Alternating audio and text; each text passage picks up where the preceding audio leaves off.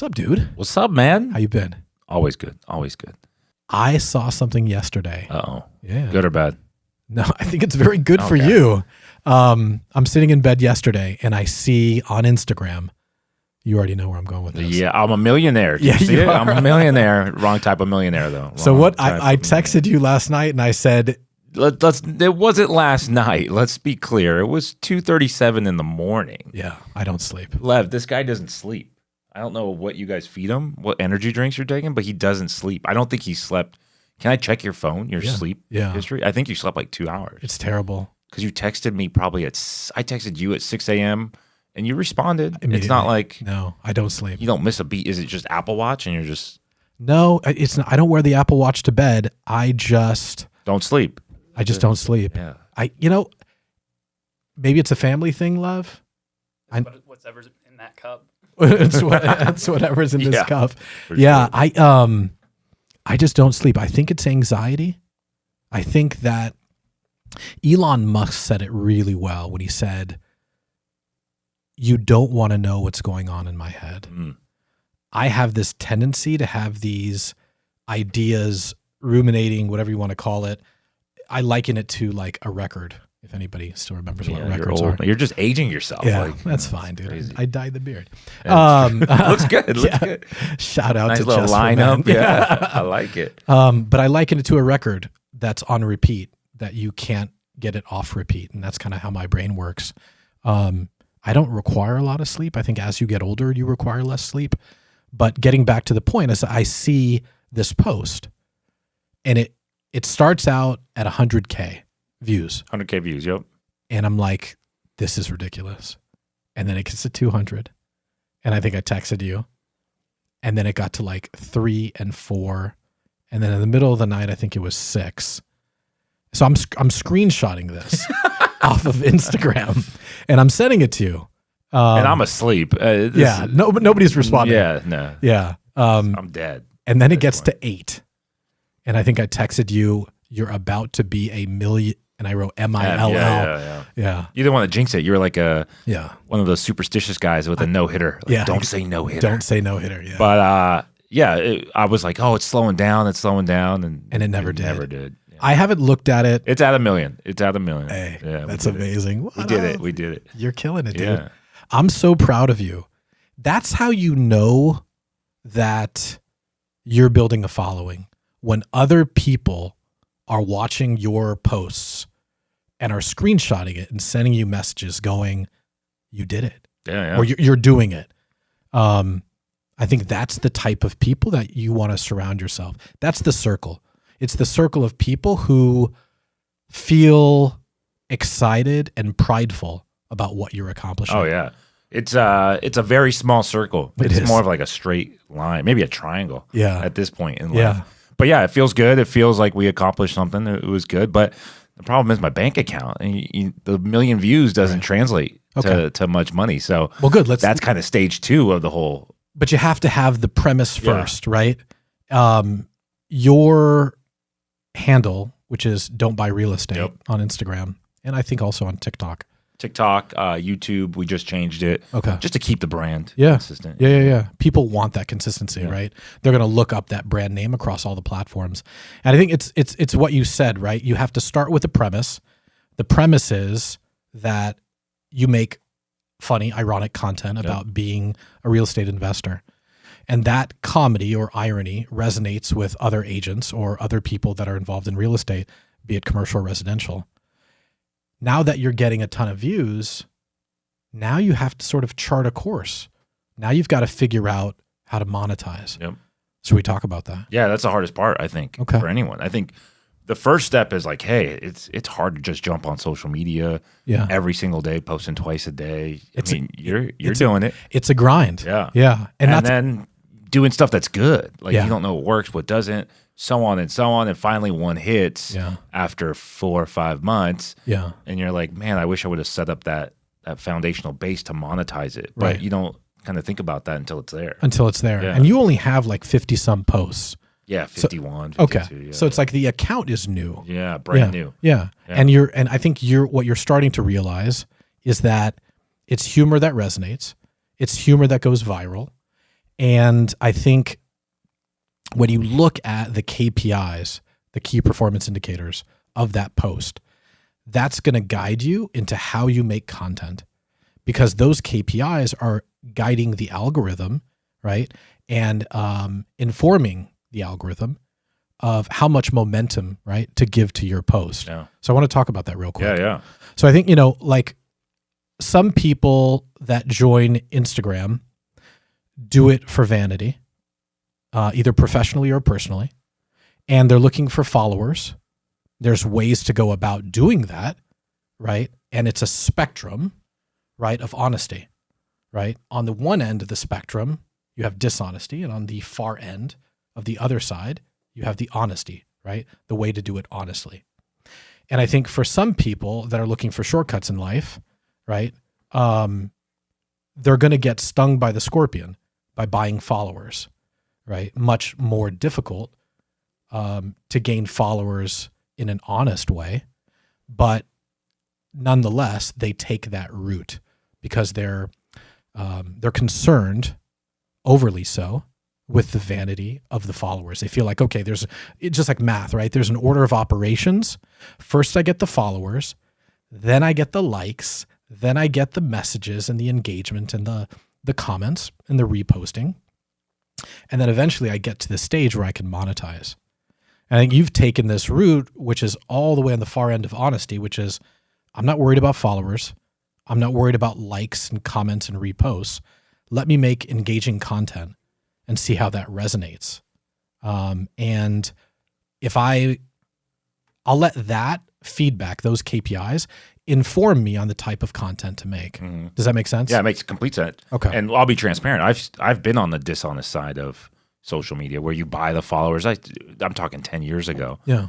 It doesn't work. Yeah. It just looks good, like you said. The followers aren't engaging. They're not liking. They're not producing income. They're not doing anything. Where this brand new account, no followers, right? We started with 0 followers. We're at, I think, 1,400 now. Not a big number, but we're getting the views, and I'm getting more engagement than I've ever received in my entire life. Yeah. And that engagement's quality conversation, quality leads. It's changing people's lives and even responding to some people. They think I'm like this big shot, right? Get 1 million views on the video, and he just sent me a DM. Like people are like, oh, you helped me so much. You made me realize this. And I'm like, dude, I didn't do anything. Yeah. But thanks for the follow. Thanks for this. And people love it. You're giving them like, hey, are you going to do a broker's open? Yeah. Right? Are you going to do a open house? These are the 9 steps that you want to take to have an effective, whatever, broker's open or open house, right? And people are like, how can I get that? Yeah. Right. All these agents are asking you, right? In the DMs, and they're like, oh my God, he's responding. Yeah. And he's not crazy. Yeah. Right. So back to the dishonest side, there was no engagement. It was friends. It was me and you dicking around, sending whatever funny great memes. Post. Yeah. Great post. Yeah. I was joining little groups. They have little pocket groups that you could share and reshare and like and relike and follow to unfollow. But that's not tricking the algorithm. It's not at all. No. And I think when I look at your post, specifically the KPIs, what intrigues me most, what I think informs the algorithm the most, which has the most weight in the algorithm, are the saves, right? If you're getting likes, it means that, people are enjoying the content. If you're getting people to engage with the content, then it's interesting. But if you're getting saves, right? If people are saving your Instagram posts, what do you think that means? I had no idea to even look at that. Okay. So to be honest with you, I didn't hold saves to have any weight. Yeah. How many saves does that one post have? I have no idea. We could check. Yeah, let's check. Yeah. Because when I look at it, I don't care. Yeah. I mean, I look at the views, I look at the likes, I look at the shares. And you said, hey, look at the saves. I go, why? Why does that matter? But you have a point, right? The saves mean something. 1,360 saves. Okay. We'll drop an image in post of what that looks like right here. 700 comments. Okay. 28,000 likes. So tell me again, real quick. Yeah. Bring us up to speed. So I'm looking at this right now. 102. That's 1 million. Sorry. 1 million. Sorry, I'm not used to that many zeros. That's 1 million views. Yep. 28,000 likes. 700 comments. 10,000 shares. Unreal. and 1360 Yeah. saves. So let's talk about the saves Yeah. and the shares. Okay. So But saves first, because I Yeah. want to hear your input, because I Yeah. never thought of looking at saves. So my Instagram handle is brand new, right? Just William Stern. And I haven't yet figured out sort of what we're going to do with this handle.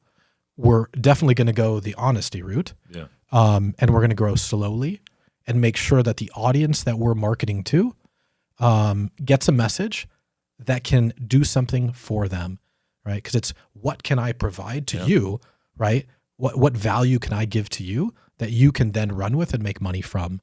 And I think what the saves, if we're talking KPIs with respect to your posts, what the saves mean is those are the people that believe that the message that you've delivered is something that they need to come back to, Yeah. right? And if they need to come back to it, it means that though you've given it for free, that they would likely pay, right? And so the shares, I think, is another key performance indicator, KPI, of how you could monetize. But I think the saving is probably the most telling answer, that you could sell something to these people. And at the end of the day, you're making funny content, but you're not a comedian, No. right? Not yet. We're not doing stand up Not yet, here, no. right? No, you're looking to, like we said, to kind of close the loop on the, to kind of close the loop in the circle, right? Is like, we're building a premise, which are funny, ironic videos that resonate with real estate investors, right? And eventually you want to figure out how to monetize that, Yep. right? Give me 3 things that you think you could do on this channel to monetize. The value is just there, right? I can help real estate agents, real estate investors, real estate whoever, appraisers, kids who want to get into real estate. I think the first way for me to monetize is to give them obviously checklists, spreadsheets, stuff that I utilize every single day. So people that would buy that. people would love to buy that. Okay. And I'm not charging them $2 million. I could charge them $5. Yeah. Right? If I'm getting 1 million views and we do a 3% conversion, I don't mind giving value back for such a cheap cost, right? Yeah. Or I could do a course, some sort of course, but courses are so watered down these days. I mean, I don't like courses personally. I've never gone through a course online. I would say they're valuable. And it depends on who they are, right? Guys off Instagram, I don't think so. I think That's because the people that are selling these courses on Instagram are missing something. They're missing the premise of success. yeah, In my opinion, you have a lot of charlatans, right? yeah, Littered a lot of charlatans. in the 4 corners of Instagram, selling, selling themselves as a business coach Yeah. without the premise of success, Yep. right? To build from. You're a little bit different. Yeah, yeah. Okay, so we talked about Sheets checklists. like checklist stuff like that to help them Courses. grow. Courses, yeah, stuff like that. Okay. Funneling leads. Okay, I mean, so that's the third. I work with third. real estate agents, and we can somehow push them to a website where they submit their clients' information. Yeah. and we'll figure out a referral service or affiliate service or something along those lines. But that's how you kind of Okay, so let's go back. So the 3 ways we can monetize this Instagram account, just from the outset, right, from where we are today. We can sell checklists, right? We can sell checklists. We can sell courses, checklists, courses, and what was the third? the website, funneling people. Leads. Yeah, leads. All right, so yeah. the 3 things that we can get from this Instagram handle, right, to monetize: leads, right? Yep. Courses, Yep. right? And checklists, Yep. right? Those are 3 huge opportunities to exploit. And that's a pretty good segue into talking about social networks and the sort of veritable oversaturation, Yeah. right? So everyone's on what? Instagram? Instagram, TikTok, the YouTubes. Okay. I mean, Less so Facebook. Yeah, Facebook. I mean, people are still on there. Yeah. I'm not. Facebook's kind of like a Yeah. website. Yeah, yeah. Right? You need to have a website in the same way that you need to have a Facebook. You said you're on Snapchat, so. I'm definitely not on Snapchat. But what else? I mean, there's LinkedIn. I have no idea what Perfect. LinkedIn brings to the table. Perfect. I'll tell you that I post one video on Instagram. It gets, say, 1 million views. I post that same one on YouTube. It doesn't do as well, right? Are these shorts? Yeah, shorts, reels, whatever you want to call them. Okay. But then I look at LinkedIn, I go, man, this platform is for business owners, or this is for people who are looking to hire or looking for a job. Yeah. I go on there and it's boring. Like, it doesn't. It is boring. Yeah, it's boring, but you tell me there's opportunity there. Yeah. I just don't see it. Maybe you can open my eyes a little. Yeah, I mean, I want to open your eyes. I want to open up everybody's eyes to a reality, a grim reality, which is that Instagram and TikTok are oversaturated, right? And we kind of talked about this a few minutes ago. We were talking about charlatans littered across Instagram, four corners of the web, selling courses, right? But missing the premise of success foundationally, right? They're claiming success, right? They're in great shape, which I'm not, but they're in great shape. They're wearing tight-fitting clothes. They're fast talkers. And it looks like they're in a room filled with people with clipboards and pencils, and they're sort of, actively listening and taking notes. What is this person saying? This is amazing. Yeah. And the guy's in front of people going, "You're fat, right? You're an idiot. But I can get you to 6% body fat, right? In 60 days. And then people will take you seriously." Those are not the those are the charlatans, right? That are selling coursework, right? That people will buy, but it's those are not people that have a staying power, right? Those aren't the brands that'll persist once the economy picks back up. This is sort of what it's analogous to, is taking advantage of people when they're in a weak state. When they're in a weak state and you give them motivation, not necessarily discipline, because there's a difference. Goggins talks about that, right? Motivation will get you to go run a mile. But if it's raining outside, that's when motivation runs out. It's discipline that'll get you to put on your running shoes, right? When it's raining outside. And I think when the economy is weak, you have these charlatans that are exposed, right? And they'll sell coursework to get people motivated, right? But I don't think that's what you're doing. I think, if you were to sell coursework, or if you were to sell checklists, or you were to sell platforms where people could buy leads, I think based on the foundation of success that you already have, I think it resonates with people, and it will stand the test of time, right? Oh, yeah. In a weak economy, right, people will gravitate to it. But in a broader, strong economy where all the sort of pistons of the economy, right, are bouncing up and down, right? Right now, real estate's down, right? And so you have all of these real estate agents, right, an overabundance, right, that are giving up their license to do something else. And so you see, right, that they're looking to leverage their ability to talk, right? And they're creating these courses, right, on how to be a business coach, or how to be a leader, or how to be this or that. And they're giving themselves these titles as thought leaders.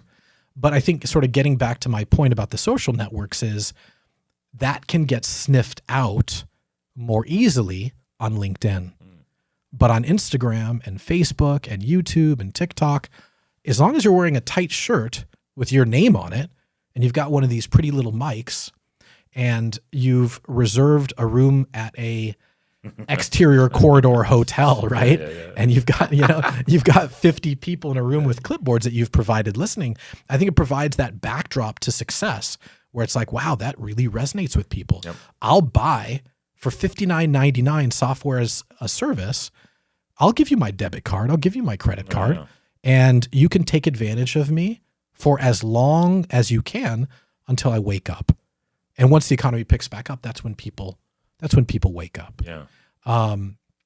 But let's pivot to me convincing you. Please. Yeah. I'm all ears. Okay. LinkedIn is for employers and people looking for employment. Well, that's what they want. Changed my mind. Yeah. Okay. So that's what they want you to believe, right?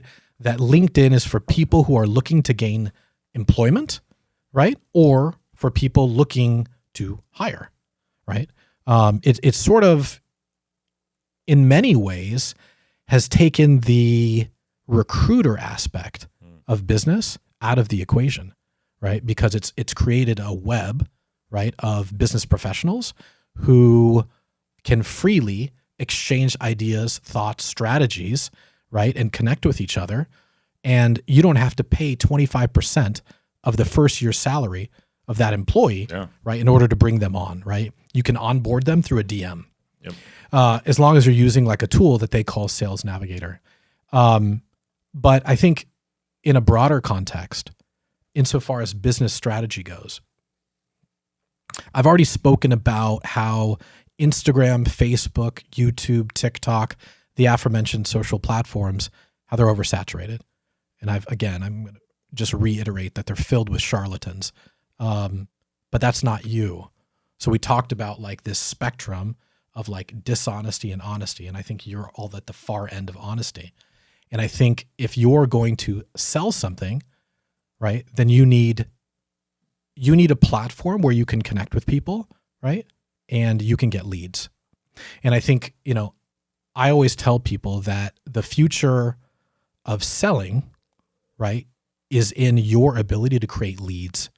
It's not in your ability to market on Google or YouTube or Snap, TikTok, Instagram, any of those platforms, because I think eventually that well runs dry.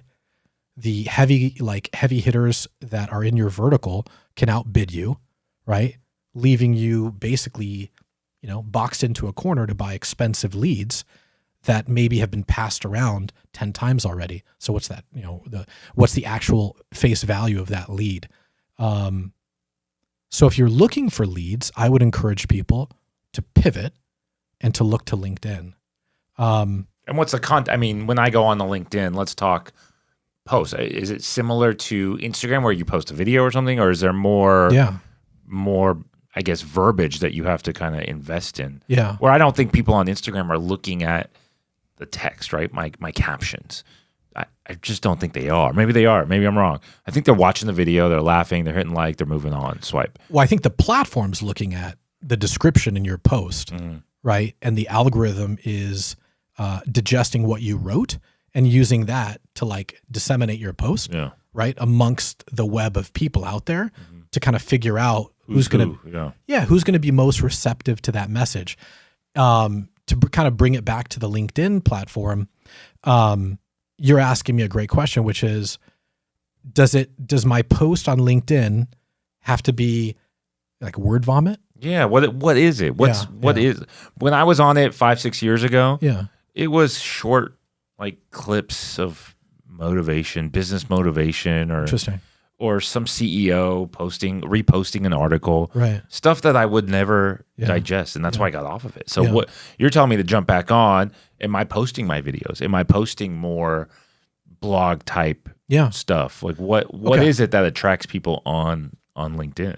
So I think LinkedIn has in the past remained a social network for employers to find employees and for employees to connect with employers. I think contextually within this conversation, what we're talking about is leveraging LinkedIn to be a platform for leads. So you go in with the mindset that I'm hyper-focused on looking for an audience that is going to be receptive to my message that I can monetize. That's it. There's no vanity like we were talking about before with having a bunch of followers and how big my following is. And I need to buy, followers and stuff like that. If you're looking at LinkedIn through the lens of how can I monetize, then you're hyper-focused, right? You're hyper-focused on what your mission is. So I think we need to start at the beginning, just kind of like how you started with this don't buy real estate handle. You're like, I'm going to make funny, ironic content about a real estate process that'll resonate with a certain subset of people that are in this vertical.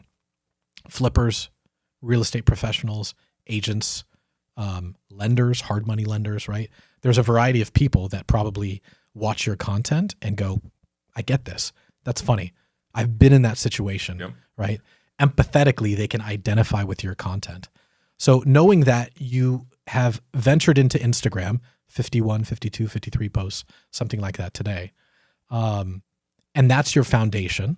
Well, if you use that same foundation as an understanding of where you want to start on LinkedIn, okay, right? The people I want to go after are real estate agents, investors. Are they any different categorically from the people who follow you on Instagram and TikTok? Doing like a quick audit in my head, I think it would be 50-50. I think it's normal people on Instagram Uh-huh. where they have nothing to do with real estate. Normal people. Yeah, they're not like agents or anything. I don't think agents are normal. No offense to agents, but like they're people. They're people who work a 9 to 5. They're not in real estate at all, but they're curious about real estate, right? They see that I invest in fix and flip, so they're looking at it. They're watching it, like those people who watch those flipping TV shows. They've never flipped a house in their lives, but they're watching. Yeah. And then the other half is real estate professionals, whether they're mortgage lenders, hard money guys, real estate agents, flippers, Right. Or maybe, just maybe, like there are people, like you said, there are people with 9 to 5s. Maybe they're watching for entertainment value, but maybe they have a friend, colleague, neighbor who goes, I'm looking to buy this piece of real estate, be it commercial or otherwise. Do you want to invest in it? Right. And they've watched your content. They can empathize with what you're displaying. And they go, well, I've seen it sort of on TV. Let's get into it.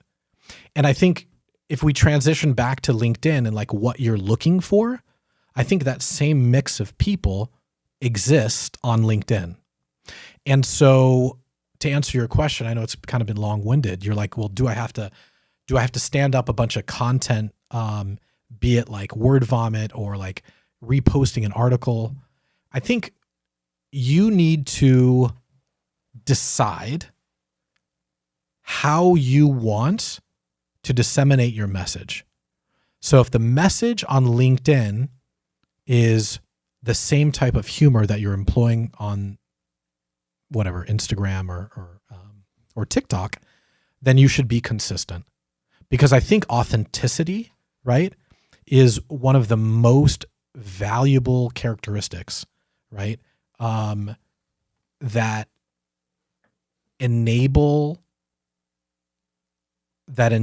a user to stand the test of time in regards to their brand. So if you're this funny, ironic guy on these other sort of aforementioned platforms, you should remain that same personality on LinkedIn. You shouldn't think like, oh, I'm going on to LinkedIn, so I gotta put my suit and tie on. I was just going to say, yeah. Or that's not going to happen. No, or like, it's like one of those suits with the clip T-shirt. Oh, even worse. Yeah. What kind of baby Jesus? Yeah. What kind of Jesus do you like? Yeah. Mine is the baby Jesus where With he's the- like, The tuxedo suit one. Yeah. I have a shirt like that. I wore that to a wedding. yeah, Almost got kicked out. yeah. My friend was like, "What are you wearing?" Yeah. I was like, "Don't worry, I'll change. Don't worry." But yeah, that's what I think. I go to LinkedIn. I go, "Oh, let me put on my It's boring. Photoshop shirt, my tie, my Absolutely. nice suit." That's what I see looking outside. So let me challenge that thought. I think you remain who you are and you start posting that content. Those 9x16 vertical videos, I think you post that and you just keep posting. And what I would argue is to keep, I don't want you to be myopic, right? I don't want you to focus on all of these little KPIs, these details that tend to drag people down. Because, we talked earlier about the difference between motivation and discipline.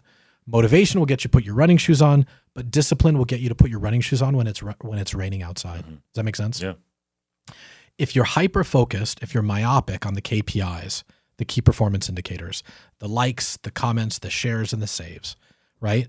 You will be disappointed initially with LinkedIn because the momentum needed to move you from point A to point B in regards to the engagement of your post, I mean, it's like,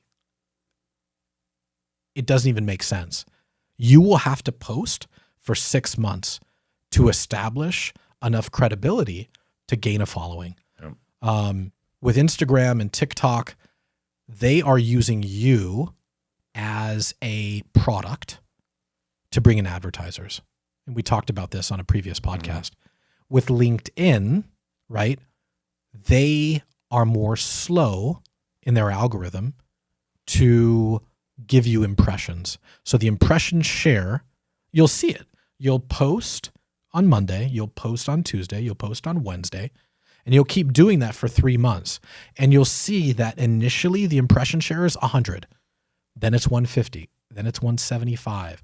By week 10, it's 225 impressions. And so it's a very slow burn. And if you're hyper focused on those KPIs, you will give up, right? And you know what? For better or worse, that's how LinkedIn works. What I would argue is use a platform like Loomly. Are you familiar with Loomly? No. All right.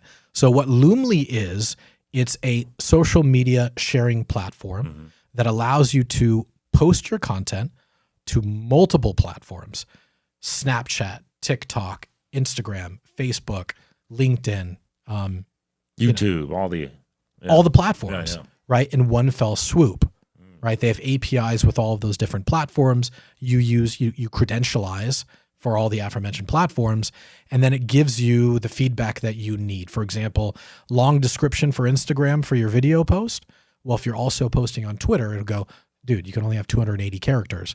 You go to ChatGPT, you take your description, put it into ChatGPT, say, ChatGPT, give me summarize this post in 280 characters or less. Boom, copy paste. Yeah. And so I think what you do is, if you're looking for leads and you're looking for longevity in your brand, right? Staying power, then you post to all of these networks, right? And you do it in a very easy way, which, like I said, Loomly. And you just sit back, right? And you don't focus on the KPIs. Instead, you focus on your message. Loomly will disseminate your message. It democratizes, right, your ability to disseminate that message by giving you access to these links or to these platforms in a very easy to use way, I would argue. And you should ignore, right, certain aspects, certain KPIs on LinkedIn, because you will get myopic and you will stop posting. But I think there are some settings, right? There are some settings that you want to make sure are turned on for LinkedIn, right? You want people, instead of letting them connect with you, you want them to follow you only. So I would argue that if you're starting out, you're not looking for connections, because I think that's the vanity aspect of LinkedIn. I have 5,000, 10,000 connections, 100,000 connections. I don't even want to display connections on LinkedIn, right? I'm more interested, if I'm selling something on LinkedIn, I'm more interested, is the following that I have receptive to my message? Because if they're receptive to my message, then they're going to buy. And at the end of the day, there's no fucking vanity to this, dude. Yeah. We're not ASB presidents. We're not looking to get hugs and kiss babies. We're trying to provide for our families. Yep. That's why we're doing what we're doing. So LinkedIn takes the vanity out of the equation, right? What's most important to you? Money. That's it. That's it. That's it. At the end of the day, that's what puts clothes on our kids' backs and puts food on the table for our family. And so, like I said, with LinkedIn, they take vanity out of the equation, turn off the ability for people to connect with you, instead force them to follow you, right? The only people who can connect with you have to know your email address, right? What's the difference between a connection and a follower? Like LinkedIn standards. What is the difference? Yeah. Why do they have both? Like, a follower is a follower on Instagram. Why does LinkedIn have either or? I think privacy? I think because it's no, not necessarily privacy. I would argue that the difference is the connections are people who you actually know. The followers are people who you're trying to sell something to. If you and I are on LinkedIn, right, I'm a connection. But if there's 10,000 real estate agents littered across the United States that you don't know, but you want to sell something to, then those people are followers, right? And so I would just argue, sort of in conclusion, is that everybody's looking for leads, right? You're saying, like, kind of close the loop on the circle. You're like, well, I can sell courses, I can sell checklists, right? And then I can sell leads. Well, I would argue on LinkedIn, you can do all three, just like you would on Instagram, YouTube, so on and so forth. But I think with LinkedIn, you have an opportunity to have a hyper-focused following that is intent on listening for understanding to what your message is, and then making a purchase. Does that make sense? Yeah. Okay, cool. I'm still gonna research before I jump in there. Yeah. Well, I just don't need another social media platform that I don't know how to navigate unless I get taught by you, which is helpful Yeah. to go in there, try it, check it out, Yeah. get some more followers, Yeah. and kind of convert.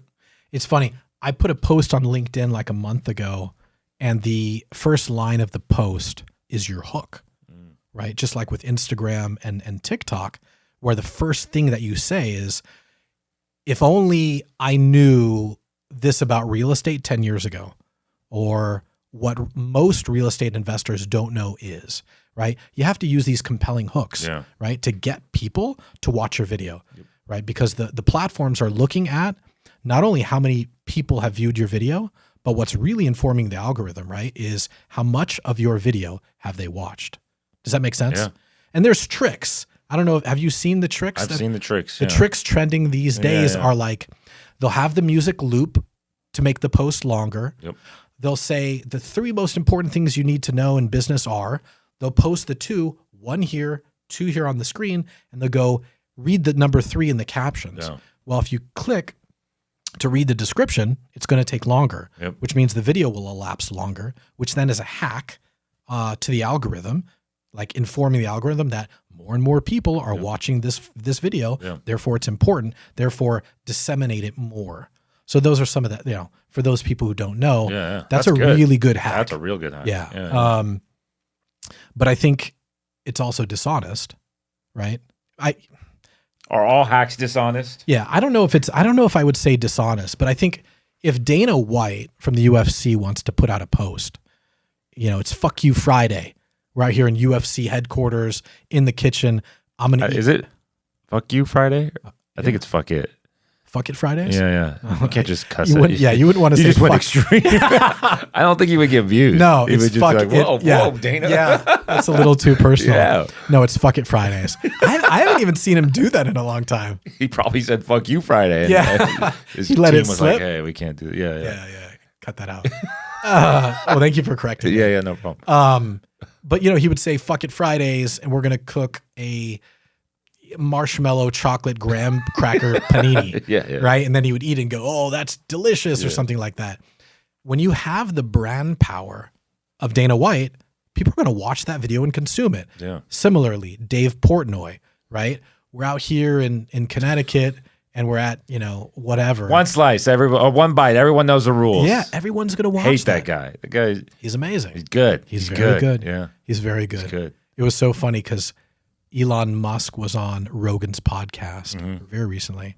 And they're talking about putting pineapple and anchovies on pizza. Did you see this? No, I didn't see that. Oh, it was great. I don't know. And Elon goes, I've never eaten a pizza with like pineapple or anchovies. And Rogan's like, no, I'm obsessed. He's like a health freak. Yeah. I'm obsessed with anchovies. Always have been. I get home from the mothership, the comedy mothership in his new comedy store. And he's like, I get home and I want to eat something. I'm starved. So I just pop open a couple of tins of anchovies and I just go at it. Elon Musk is like disgusting. Blown away. Elon Musk is 240 pounds. Yeah. He's not like, An anchovy guy. doesn't look like, it looks like a pizza guy. Yeah. Yeah. Looks kind of like me. Yeah. Yeah. So for those who are listening, do as I say, not do as I do. Yeah. I'm talking about like motivation and discipline to put on running shoes. I've never put on a pair of running shoes in my life. And I'm over here like, yeah, he looks just like you. Yeah, absolutely. Yeah. I am Goggins. Yeah. Yeah. No, I am definitely not. So, but he's on that podcast and they're talking about pineapple and anchovies. And he's like, no, you have to try it. So they order a pizza. It gets delivered. They're eating the pizza reluctantly. Elon's eating the pizza. He's like, oh, this is actually fucking delicious. And Rogan's like, I told you, right? He's like, yeah, you're right. Unbelievable. I would have never thought of putting pineapple and anchovies on a pizza. And Rogan goes, kind of reminds you of Dave Portnoy, right? And Elon's like chewing. He's like, yeah. Huh? Yeah. No idea. No idea, and you don't want to be rude. Yeah. But he's like, who? And he's so aloof, right? Elon Musk, that you can kind of take him at face value. Yeah. He's building rockets. He's Yeah. doing AI and chimps. He doesn't have time for Also, Dave he's building. Portnoy. Dude, what? Dave Portnoy? Yeah. So Rogan's like, oh, you don't know this guy? One, like you said, one bite, everyone knows the rules. And Elon's chewing. He's like, huh? No idea. No idea. Lev, can you order us a pizza real quick? Yeah. pineapple. Pineapple and anchovies. Hold the anchovies. Please. No, I want to try it. And I don't want to try that. Unless I'm on Joe Rogan's podcast, I'm not trying that. I think what I've learned in life, and I think this is a valuable lesson that I'll share with you, is that I'll try anything once, twice if I like it. Fair enough? Not anchovies. Dang. Not whatever camera guy over here was thinking about either. Thomas? Yeah, I forgot his name. Sorry. Damn, that Who? sucks. That sucks. Dave Portnoy? Who's Who? Dave Portnoy? Thomas Rivera. Dang, you know his last name? Yeah. Wow. Yeah. Impressive. Yeah. Well, he works for us. It's always good to know people's That's names. true. I guess technically now. Yeah. I thought he was still on a trial period. Lev didn't even say my phone number, so I don't even know Yeah. how this circle of. My bad. I think he just didn't save you to his contacts. Yeah, which is Yeah. that's like, and he tried to blame you. Yeah. That was just awkward. I will take blame. I Yeah. will lie down in front of a car and let you drive over me. We talked about that earlier. Yeah, we right? did. Yeah, We're the frog. we're the frog. We're the Yeah. frog. We're never the scorpion. Nope. But getting back to like LinkedIn, it's your ability to gain followers that you can easily convert and monetize, and you have their undivided attention because no one's figured it out yet. No one has figured it out. You know, Gary Vee and Grant Cardone and Brad Lee and Cody Sanchez and my favorite, Ryan Pineda, Jeff Fenster, right? These guys, they are figuring out, right? Why are you laughing? These are thought leaders. I'm just laughing. These are thought Can leaders. I laugh on the podcast? Yeah, you can. Why am I so prideful? I don't even know these people. Yeah, that's true. I don't even know these people. I think they're thought leaders. Yeah. Can we segue real quick? Yeah, please. Okay. Let's Are we over on time? No? No. Okay. We've we got time. we good on time, Lev? We're good on time. Okay. Yeah, we're good. Okay, go ahead. I was in Vegas for business a couple of weeks ago, Uh-huh. and I flew an airline called JSX. Have you heard of them? Yeah. Okay. That's like you're not rich enough to fly private on your own. Yeah. Like it's like the Uber of private jets. No, is that too? You It don't would want to be- do yeah, commercial. Yeah. It's the shared Uber. Shared Uber. Do you know? Yeah. Of jets. Of jets. Private jets. Yeah. Yeah, you're not rich enough to have your own private jet. Right. You're not flying commercial. Right. You make fun of me for flying commercial. I think one time you're like, you're on a Southwest airline. You don't even get your seat. Yeah. Okay. And I was like, okay, Well, relax. Well, there's a funny story. Okay, go there's ahead. a funny story, and there's two parts of this because you're like, you fly commercial. The former CEO of Qualcomm, Mhm. right? Somebody that I kind of know, was taking his family on vacation. Now they have a private jet. They live in San Diego, and normally they fly private everywhere, right? So if they're going to Europe, they fly private. If they're going to like Vegas, they fly private. They're going to Tahoe, right? They're flying private, so on and so forth. But he had a bunch of miles that he wanted to use. So they take a limo from San Diego to LAX. And they get to LAX and they don't go to the private terminal, right? And they're sitting there and they're waiting, right, at the gate. Something that the kids have never ever had experienced. to do. Yeah. But this gentleman who's like, a little bit older than us, maybe 10 years older than us, he's happily sitting and waiting, right? Like he's accustomed to doing as maybe a younger man. And they start boarding. And the kids start to see all these people getting onto the plane. And the kids turn to dad and they go, "Dad, why are all these people getting on our airplane?" Damn. So you talk about like me making fun of you for flying commercial. Wealth is one of those things where you want to make enough money to have your kids set up, right? For like generations to come. Yep. But then you also have that worry in the back of your head, which is, are my kids going to be fuck ups, right? Because they've never had a chip on their shoulder. Yeah. Earlier in the podcast, you said I was broken. Do you remember that? I said that to you? Yeah. Oh, I apologize. I forgot. That sounds mean. Yeah. Why? Because you don't sleep, or why did I say that? You said you're broken. Yeah, because I don't sleep. No, I don't think I said that. Can we run the tape? Lev? Yeah. That sounds very harsh of me to say. Lev, he said that, right? I remember saying you were broken, but I don't know why. What was the context? I think the context was I don't sleep. Like something's wrong with me. Yeah, we'll check the clip. notes. Play the clip. We'll play the clip. We'll play the clip. Yeah. I am broken there are things wrong with me in my brain. Like I said, right? They have this record that's on repeat. And I think that is what wakes me up in the morning. That's my, sort of dictates my circadian rhythm. But I'm always awake. And I'm not saying that because of vanity. Sleep is one of those things for me that I've never been able to get right. Even Lev has bought me something on Amazon where it's like you plug it in, it's like a mat, and you sleep on it. And then it tells you data-wise, like the quality of your sleep, right? It charts it it charts it for you and sort of gives you an understanding. I'm too scared to plug it in. But getting back to flights and JSX, we're talking about influencers and their thought leaders. And then it reminded me of a story that I have about Ryan Pineda. And I think this is a good story. We'll see. Well, I'll be the judge of that. So I don't know any of these people. And actually, I threw up a post last night, probably about 3 a.m. on LinkedIn. And I said, I sort of recounted that same story that I'm about to tell you. Sleep, dude. 3 a.m. On LinkedIn? Yeah, it was That's weird. how boring. Like, I have colleagues in Australia. 3 a.m. on and they're LinkedIn. responding to it, and they're asking me on LinkedIn why I'm still awake. Are you broken? Is that what they're asking you? No, in the Australian accent? Can you do an Australian accent? No, I don't want to offend anyone this early in the show. Yeah. But the story, the story is, I'm leaving Vegas. I had a conference or something, and I'm leaving Vegas, and I'm with two of my business partners, and we're at this terminal, which is a private terminal at Las Vegas's airport. It's Las Vegas. McCarran or something. McCarran. Okay, we're at McCarran, and we're in the private terminal. We're at JSX. There's basically no one in the lobby. It looks like a Tesla store from like the early or the mid 2000s. There's absolutely, it's like, Spartan at best. And my business partners go, "Oh my God, that's Ryan Pineda." I have no idea who this is. It doesn't make any sense to me.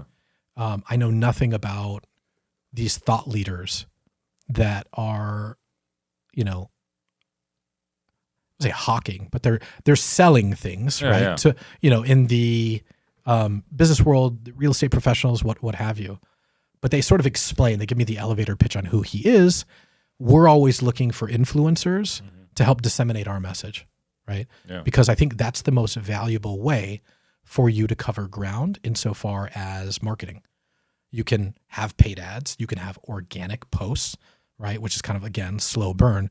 Or you can pay influencers, right, in the four corners of the web to, you give them a retainer like you would to a law firm, right? And then you incentivize them by giving them a UTM string, right, to draw in clients for you. And it's up to them on how hard they want to work. They have a retainer each month, let's say $2, $3, $4, $5,000, right? And then they're making money in an affiliate form through that link. And so my business partners are kind of pitching this idea. Well, there's Ryan Pineda. And then, this is what he might be able to do. He covers a lot of ground. Okay. I go up to him at the terminal. You talk to him. You walk up to him. I walked up. I mean, what do I have to fear? Rejection? I mean, just to name a... Dude, I've been rejected so much in my life. You're like, you get desensitized, don't you? I'm not there yet. I still have a little hesitation. You married early. No, I married late. Oh, okay. No. But you're still not desensitized to rejection? Not to rejection. Rejection hurts. Huh. What are you talking about? Yeah. It still gets to me. Really? Some of the comments on Instagram are mean, man. They call me fat boy on there. I'm like, dang, bro, am I... What's wrong with being fat? I mean, apparently to this guy on Instagram, it's not good. You know what the truth is? A fat person who goes to the gym but yet remains fat his entire life will live a longer life, right, than a skinnier person who doesn't go to the gym. Likewise, a smoker who does cardio exercise 3 to 4 times a week will live a longer life than someone who doesn't smoke but gets no cardiovascular exercise. Those are just facts.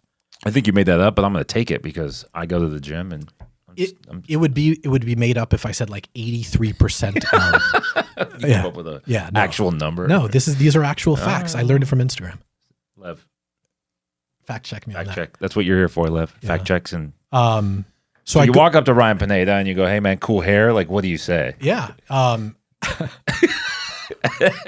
Like, what's your first line? I said, my name's William Stern. I'm CEO of Cardiff. We're the largest privately held commercial lender in America. I said, I'd love to have a talk with you. Oh, nice.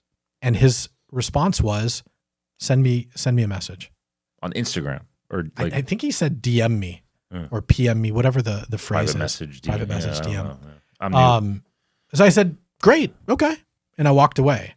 And I came back and I told my business partners, same thing. What'd you say? Well, I introduced myself, who I am, what I do. And what did he say?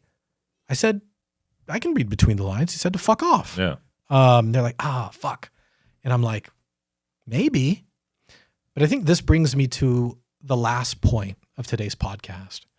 And then we can just wrap it up. And I think, in life, humans trade commodities back and forth, right? It's a give and take. And in some forms of currency that are traded amongst humans are money, but other forms of currency are love and adoration and respect. I think if people can take away anything from this podcast, they're going to look for strategies on socials and stuff like that and how to build lead funnels and stuff. But I think the most valuable thing as an employer, for those who are employers that are listening, is that the most valuable commodity traded between humans is time. Time is something you can give and never get back. So be careful who you give your time to. I'm done. Peace. I like it. We'll see you next time. Yeah.